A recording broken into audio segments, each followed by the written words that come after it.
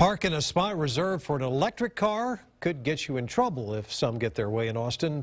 This morning, the Austin City Council approved a resolution to look into fixing the problem. It says people with so-called normal cars are taking up the reserved spaces.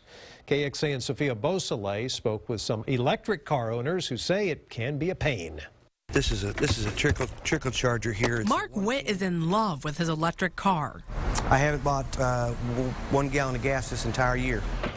Instead, he relies on charging stations across the city.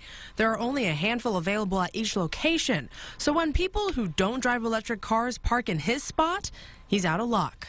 I haven't had that issue really, but I can see where that would be frustrating if you're trying to plug in, there's no place to plug. So. Right now, you can't get in trouble for parking in the wrong spot. And with no law in the books, the city will look into different options, like possibly towing or even giving tickets to help curb the issue. It's very frustrating. Michael Chamberlain drives an electric car and parks at the One Texas Center. He says he would support an ordinance because there's not much that he can do. Cars that are habitually in the space, people have left notes, but there's no feature in that. All drivers can agree. Sometimes finding a parking spot is like finding gold. And electric drivers like Witt says he understands the temptation. Reporting from downtown Austin, Sophia Beausoleil, KXAN News. There are 185 electric charging stations at 72 locations in the Austin area.